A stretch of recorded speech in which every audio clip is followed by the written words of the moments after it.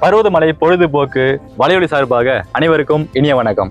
இன்னைக்கான ஜாடி கேத்த மூடி நிகழ்ச்சியில நம்ம எந்த தலைப்புல விவாதம் செய்ய போறோம்னா, ஆயுத பூஜை பண்டிகை எப்படி உருவானது, ஆயுத பூஜை பண்டிகையை நம்ம மக்கள் எப்படியெல்லாம் கொண்டாடுறாங்க, ஆயுத பூஜை பண்டிகையோட தோற்றத்தை பத்தி நம்ம கேட்டு தெரிஞ்சுக்க போறோம். வாங்க நேர்காணல்ல இணையலாம். எத்தனை காலம் தான் ஏமாற்றுவார் இந்த நாட்டிலே. ஆயுத பூஜை பண்டிகை என்பது நவராத்திரியின் 9வது நாளில் கொண்டாடப்படுறது தான் இந்த ஆயுத பூஜை. இந்த ஆயுத பூஜை பண்டிகையானது தமிழக மக்களுக்கு மிகவும் முக்கியமான பண்டிகை. இந்த ஆயுத பூஜை பண்டிகையின் போது மக்கள் அனைவரும் அவர்கள் பயன்படுத்தக்கூடிய கருவிகள், இயந்திரங்கள் மற்றும் அவர்கள் பயன்படுத்தக்கூடிய வாகனங்கள் அனைத்தையும் சுத்தம் செய்து அதை அலங்கரித்து அதை வழிபடுவது தான் இந்த ஆயுத பூஜை என்று கொண்டாடப்படுகிறது. அருமையா சொன்னீங்க கார்த்தி. ஆயுத பூஜை பண்டிகை உருவானதுக்கு நிறைய கதைகள் சொல்லப்படுகிறது. அதுல முக்கியமா புராணங்கள்ல சொல்லப்படக்கூடிய ஒரு கதை என்னன்னா, மகாபாரத போர்ல நாட்டையும் உடைமைகளையும் இழந்த பாண்டவர்கள் வனவாசமா 12 வருஷம் போனாங்க. பாண்டவர்கள் 12 வருஷம் வனவாசம் மட்டும் இல்லாம 1 வருஷம் அஞ்ஞாத வாசமும் மேற்கொண்டிருந்தாங்க. அஞ்ஞாத வாசம்னா யாருக்கும் தெரியாமல் காட்டில மறைந்து வாழ்வதுக்கு பேரு தான் அஞ்ஞாத வாசம். இந்த அஞ்ஞாத வாசம் சமயத்துல அவங்க போர்ல பயன்படுத்திய ஆயுதங்கள் எல்லாத்தையும் வன்னி மரத்துக்கு அடியில மறைச்சு வச்சுட்டு, அதுக்கப்புறமா அஞ்ஞாத வாசம் முடிஞ்சதுக்கு அப்புறம் அந்த ஆயுதங்களை தொட்டு வணங்கிட்டு அவங்க போருக்கு போனாங்க. அதுக்கப்புறமா தான் மகாபாரத போர்ல பாண்டவர்கள் வெற்றி பெற்றாங்க. அந்த ஆயுதங்களை தொட்டு வணங்கிட்டு அதுக்கப்புறமா போருக்கு போனதுனால எப்படி வெற்றி பெற்றாங்களோ அதுபடி நம்ம மக்களும் ஆயுதங்களை வணங்குவதன் மூலமாக நம்ம செய்யற தொழில் வளப்படும் என்ற ஒரு காரணத்தினால ஆயுத பூஜை பண்டிகை அந்த காலத்துல இருந்து இப்போ வரைக்குமே மக்கள் கொண்டாடிட்டு வந்துட்டு இருக்காங்க. நீங்க சொன்னது சரியாக இருந்தாலும் ஆயுத பூஜை உருவானதற்கான மற்றொரு காரணத்தை பத்தி நான் சொல்றேன்.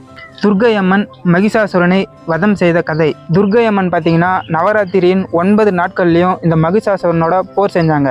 10வது நாள் அதாவது விஜயதசமி அன்று மகிஷாசுரனை வதம் செஞ்சுட்டாங்க. இந்த வதம் செய்த தினத்தை விஜயதசமியாக கொண்டாடுறாங்க. இந்த நவராத்திரியின் 9வது நாளில் ஆயுத பூஜையாக கொண்டாடுறாங்க. நீங்க சொல்றதும் பெருவாரியான மக்கள் ஒரு காரணமா சொல்றாங்க கார்த்தி. அது மட்டும் இல்லாம செய்யும் தொழிலே தெய்வம் என்கிற ஒரு பழமொழிக்கு ஏற்ப நம்ம மக்கள் அவர்கள் பயன்படுத்தக்கூடிய கருவிகள், ஆயுதம் எல்லாத்துக்குமே பொட்டிட்டு பூஜை செய்து அதை தெய்வமா வழிபடுறாங்க. இந்த ஆயுத பூஜை பண்டிகையின் போது ஒரு விவசாயி அவர் பயன்படுத்துகிற கலப்பை முதற்கொண்டு ஒரு மென்பொருள் பொறியாளர் பயன்படுத்தக்கூடிய கணினி வரை எல்லாருமே அவங்க பயன்படுத்தக்கூடிய பொருளுக்கு பூஜை செய்து பொட்டிட்டு அதை தெய்வமா வழிபடுறாங்க. அது மட்டும் இல்ல கார்த்தி, கல்வியின் தெய்வமான சரஸ்வதி தேவியை மக்கள் ஆயுத பூஜை பண்டிகையோடு சேர்த்து கொண்டாடுறாங்க.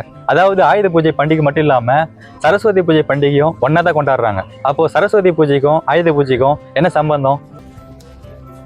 எதுக்காக ஆயுத பூஜை பண்டிகையோட சரஸ்வதி பூஜை கொண்டாடுறாங்க? நீங்கள் சொன்ன மாதிரி பார்த்தீங்கன்னா ஆயுத பூஜையும் சரஸ்வதி பூஜையும் ஒரே நாளில் தான் வருது. இந்த சரஸ்வதி தேவியானது கல்வி, அறிவு மற்றும் ஞானத்தின் தெய்வமாக விளங்கி வருது. இந்த பண்டிகையில் பார்த்தீங்கன்னா மாணவர்கள் அவர்களுடைய புத்தகம், அப்புறம் ஏது பொருட்கள் அதெல்லாம் வச்சு பூஜை பண்ணி சரஸ்வதியை வணங்குவாங்க. இப்படி மாணவர்கள் கொண்டாடுவதன் மூலமாக அவர்களுடைய அறிவு, ஞானம் மற்றும் வாழ்க்கையில் உயர்வதற்கான பல்வேறு நம்பிக்கைகள் அவர்களுக்கு ஏற்படுது. பார்த்திப்பேன். இப்போ ஆயுத பூஜையை பற்றி நம்ம பேசணும். ஆயுத பூஜை எப்படிலாம் கொண்டாடுறாங்கன்னு அதை பற்றி கொஞ்சம் பேசலாமா? ஆயுத பூஜை பண்டிகையின் போது மக்கள் தாங்கள் பயன்படுத்தக்கூடிய அனைத்து இரும்பு வகை சார்ந்த பொருட்களும், கழுவக்கூடிய பொருட்களை கழுவியும் கழுவ முடியாத பொருட்களை சுத்தம் செய்தும் அதற்கு பொட்டிட்டு பூஜை செய்து மக்கள் தங்கள் தொழிலுக்கு பயன்படுத்தக்கூடிய அனைத்து வகை பொருட்களையும் சுத்தம் செய்து பூஜைக்காக தயார்படுத்தி வைக்கிறாங்க. பார்த்திபன், நீங்கள் சொன்ன மாதிரியே பொருட்கள்லாம் சுத்தம் செஞ்சிட்ட பிறகு அதை அலங்கரிப்பாங்க. நம்ம பயன்படுத்தக்கூடிய வாகனங்களுக்கு எல்லாத்துக்கும் வாழைமரம் கட்டுதல், அப்புறம் வீடுகளுக்கு தோரணம் கட்டுதல், அடுத்தது நீங்கள் சுத்தம் செஞ்ச பொருளுக்கு பார்த்தீங்கன்னா மஞ்சள், குங்குமம் அதெல்லாம் பயன்படுத்தி எல்லாத்தையும் வச்சுட்டு பூஜைக்கு தயார்படுத்தி வைப்பாங்க. பார்த்திபன், மக்கள் தங்கள் பொருட்களை அலங்கரித்து பூஜைக்காக தயார்படுத்தி வச்சதுக்கு அப்புறமா அவல், பொறி, கடலை இது கூட சேர்த்து நிறைய பழ வகைகளும் நிறைய இனிப்பு வகைகளும் சேர்த்து சரஸ்வதி தேவி முன்பாக வைத்து வழிபடுறாங்க.